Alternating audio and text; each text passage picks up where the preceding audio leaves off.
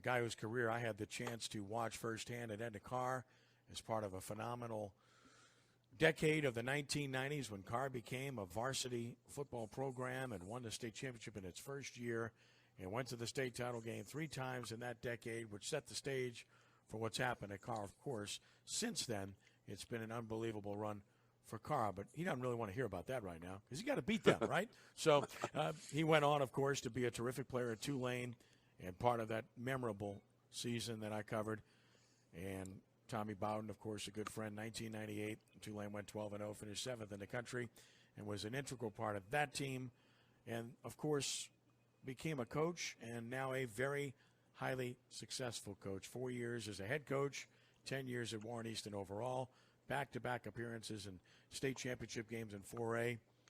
I'm sure I missed a few things along the way with some of the accomplishments, though, of our special guest, Jerry Phillips of Warren Easton High School. Jerry, listen, it's great to have you with us. Appreciate the time, and I hope you're well in these unusual times. Yeah, we're, every morning I wake up, man, everything else is easy. That's the hard part, waking up, man. And, once that get accomplished, then we just go from there, taking it day by day. Well, let's start with the fact that you can get kids back now on campus in a little bit larger numbers. And New Orleans goes into phase 2, I think, tomorrow, so you'll catch up with the rest of the state with being able to get kids in 25, groups of 25 in pods. First of all, how nice is it to be able to see some kids again and actually do some work? It's real good, man. Was getting a little cabin fever, stuck in the house, My wife is a nurse, so she wouldn't allow me to do anything. But, it's good. It's good seeing the kids, man, seeing the coaches. We have them in small numbers, but, it's just good, some progress that we're back to getting to some football and some sports. Before I go any further, and I'll let Michael jump in a second, I know we want to comment on Don Watney and what he meant to you and meant to so many people in this coaching fraternity that he helped to get started in that business after coaching many of these guys. My perception of Don was that he's about as honest, hardworking, fair, caring a guy as I've met. And I haven't met anybody that doesn't feel the same way, just talking to people as I have, including yourself, this past weekend. Yeah. Just a thought or two about Coach Watney. Oh, man, that's a great assessment of Coach Watney. And he's a straight shooter. If you're wrong, he's going to tell you you're wrong. But, he's always going to coach you up. Great guy, terrific mentor and coach, to all of us that came through Carr. And, talking to some of the guys, man, he, I thought I was special. But he reaches out to everyone. Right. The majority of his former players, he reaches out to all of us and, gives us advice on life and football. And, he was always there for us. I talked to the family the other day, and I told him I was so appreciative of him doing that because he didn't have to do that. He had so many other things going on. He didn't have to take those few minutes out the day to call me and reach out to me because, he had other more important things. And for him to think of me in that way, man, I really appreciated that from him. Well, I'll be at the church first thing Saturday morning, and I think I'll be one of many, including tomorrow night. People can visit tomorrow night starting at 6, and that's at Moth Funeral Home. And then at the church on Saturday, and, rather than giving the name of the church, it's real easy. It's right around the block from Haas-Memphis Stadium, at the street right before you get to Haas-Memphis Stadium, right by the car dealership. Just take a right there off the West Bank Expressway, and you'll run right into it. And that's Don Watney's funeral this weekend. Michael? Jerry, it's good to hear you, man. I had fun reminiscing, looking back over the video of you guys at the quarterback club talking about the game that was coming up. But listening to, I was going to ask you one thing, but listening to what you just said took me in a whole nother direction. You talk about being blessed. Here's a guy from his hometown that plays on a great team in high school with a legendary coach. He gets to play college ball in his own hometown, and then he gets to come back and coach in his own hometown and coach against. I mean, man, this doesn't happen. You're blessed. You got to know it. But when you were talking about Coach Watney And the thing you kept saying, what he did and the way he talked to you, he made you feel special. Have you found yourself over these last years, especially these last few in this head position at Easton, have you found yourself saying things and all of a sudden you went, oh wait, no, that came from him. I learned that from him. Has that come out? Because you've got to start thinking now that there's a kid listening to you that 20 years down the road is going to be saying what you've been saying. Yeah, everything I do, the majority of it comes from my coaches, my old coaches, man, and a lot from Coach Watney. You know, he taught me a lot. And, Legacy. You know, the major thing that he taught me is make sure you're taking care of the kids, because at the end of the day, it's not about you. It's about making sure these kids are straight. And, you know, before I talked to you guys earlier, I just got off the phone with Cedric Van Pran. You know, he's in Georgia. And, you know, I was just calling and checking up on him, seeing how things were going. It's his first week out there. And, you know, that's the type of person that Coach Watney pretty much made us. That's what he instilled in us. Make sure your kids are okay. And even when they're not with you, you know, always think about them and just give them a call and check on them. And, you know, that's what it's all about. That's legacy. Yeah, that's legacy. Big Cedric, of course, I got a feeling you'll be talking to him in, I don't know, 10 years when he's playing in the NFL too. So yeah. I wouldn't be shocked if that's the case. That's a big young man, and he can play. Be nice to him now, man. Yeah. He is. He learned that well, and he's going to continue to be that way. We're visiting with Jerry Phillips of Warren Easton High School, and want to get into the social issues, Jerry, but also as far as your team and the accomplishments. You know, Tony did a great job, got that program to a high level, left for Kansas, you know, lost a 1-point game to Neville in the state championship in 2014. And now you've been there 2 straight years, losing to your alma mater. Last year's game was particularly painful. You know, you lost the one 28-20, but then last year 35-34 in a game that we did here on the station. And I really thought you took the fight to him and outplayed him for much of the game. That one in particular had to be pretty tough to take. Yeah, it was. And, man, they're all tough, you know.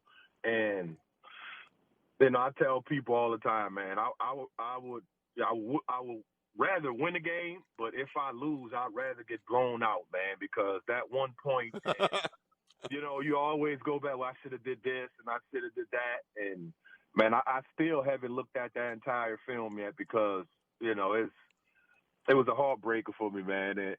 But, you know, things happen. You know, I don't want to lose any games, but, you know, to my alma mater, I'm good friends with Bryce and a lot of people on that staff, a lot of coaches on that staff. You know, we know all the players and stuff. So, I mean, it was good for New Orleans. That was a great game for New Orleans, and, you know, it meant a lot to everybody and it meant a lot to the city. As we speak, I think we're experiencing an awakening in this country.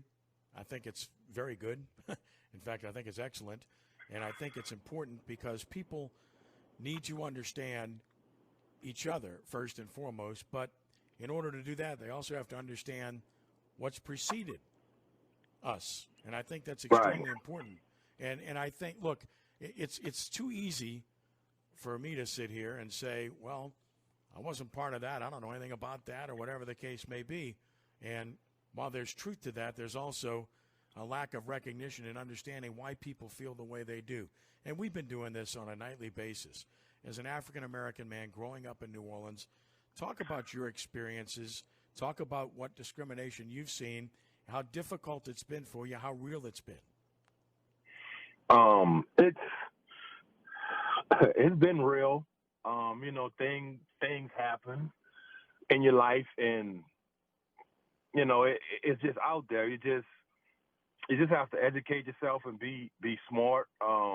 You know, my parents, you know, they always talked about it with me because of the experience that they had. And they always told me, man, look, at the end of the day, whatever you get involved in, at the end of the day, just come home. You know, and my dad really instilled that. You know, I had a conversation with him one time, long time ago, and he told me, man, you know, the world that we live in, and, you know, when I used to go hang out with my friends and stuff, he used to tell me that, you know, he couldn't sleep at night, you know, until he heard that door open and me come inside. You know, and as I've gotten older, you know, and become a father, I understand what he meant, what he was meaning by that. You know, this real world is serious, and it's not perfect. We're not all the way there yet. Right. I think this is, I don't want to say an awakening, but it's kind of, we're headed in the right direction because, you know, now some people are realizing what others have really went through and what others are really going through. And to me, honestly, I think it's just a conversation. If people just, you know, open their ears and listen to each other and understand each other, then we can get past things like this. But it's, you know, it's just a conversation, man. People are not asking for much. You know, we just want to be just treated the same. And I just think it's just a conversation. If people just sit down and talk and have an open mind, you know, it's going to take some time, but just starting that conversation and starting that process, I think we could get past all of this. You know, hearing you talk, and you've talked about the coach, we talked about that, and your own father. You're seeing two strong father figures in your life that put something in you, and even with a kid, you didn't understand it, but as a man, it comes through there. This sounds like what you're trying to communicate to your young men, because a lot of times the kids that you're going to be coaching do not have some of those role models in their lives today, and it seems like God's put you in that position to communicate this kind of message to them. I think the best thing I can say is that I've seen sports has been a great equalizer on a lot of levels. You have people screaming, but yet when it was over, they went back to their own corners. So I agree with you. Just the ability to talk, and for me to show love and respect, even and I can't even hope to believe or understand some of the things that you had to listen to, and I express that love to you. But at the same time, I think God put you in where you are to be that father figure to some of the young men, like your own dad did. I mean, there's a thread here that runs through these conversations, and it's the people that they had in their lives. Right, and you know, I have those conversations with my wife. You know, she had a hard time with me quitting my job and becoming the head coach at Warren Easton because I took such a huge pay cut, and she didn't understand it. You know? But she's finally realized it, and you know, I tell her all the time, you know, and I think honestly, I think this what I was put on this earth to do, and I really believe that, you That's know, great. to give back to these kids and help them in ways, you know, that coaches and people like my father and my mother have helped me, and some of these kids don't have that, and you know, just to put that spark in those kids and just let them know that someone is here for you, and they know that about me. It doesn't matter what time of day, what time of night. You know, there've been several times, me and my coaching staff, that kids called us 1, 2 in the morning. You know, I get up out of my bed and I make sure my guy's okay. You know, and it's just, you know, those small things, and you know, eventually those kids will run through a brick wall for you. You know, and that's what it's all about, man. Just giving back to these kids and making sure they become upstanding citizens in this world because, you know, the cliche is they are the future. They are the future. You know, when I'm old and when I'm dead and gone, they're going to be running this world. So I just want to do my part to make sure that everything continues, you know, to run smoothly, you know, and something Coach Wiley, you know, always taught me, man, you know, if you can only get one, you know, just reach one kid because you have to come to I've had a lot of sleepless nights, you know, because kids that you just can't reach all of them, you know. Some kids you can't reach all of them, but if you just reach that one could be the spark that changes everything, you know, and you know, that's what I truly believe that I'm put here to do. Football comes easy. The X's and O's easy. I'm not worried about that. You know, we have a saying at Warren Easton that we teach the game of life through football. Football is the way that we get to these kids, and that's how we do it. It's just a conduit for us to make them better people. Yeah, wow. Well, he was an outstanding player at Carr and at Tulane. Yep. An outstanding coach at Warren Easton, but more importantly, he's a quality person that is making a difference and can make an even bigger difference in lives, regardless of how much money he brings home. So, But while you're home now, you better act like you're engaged. Okay, be busy. Oh, definitely. no, I think what has to happen is he has to score those extra 2 points, win the That's state right. title, and then That's get right. that $20,000 bonus. I don't know. I'm just Right. saying. That's it. Right. Oh, never mind. It doesn't work that way. All right. Well, what the heck? I letting tried everyone- anyway. Yeah, I'm letting everyone know this year, if we have a season, man, I have 3 kickers this year. So 3 we kick. ready. Oh, you got 3. I have 3 kickers this year. We ready this year. All right. We're going to make an extra point. We might even see a field goal this year, and I'll try not to have a heart attack in the process. Okay? He's a good man and a fine coach, and we really appreciate Jerry Phillips spending some time with us tonight. Jerry, Godspeed to you and your program. Keep up the great work. Blessings and good health to your family, and I sure hope we see you soon. You hear? Coach, Yes, I sir. love you and respect you, man. Thank you, buddy. Thank you. I appreciate that, man. I'll see you Saturday, Ken. You got it, Jerry. All right, buddy. All right. That's Jerry Phillips of Warren Easton High That School. was good. Let's take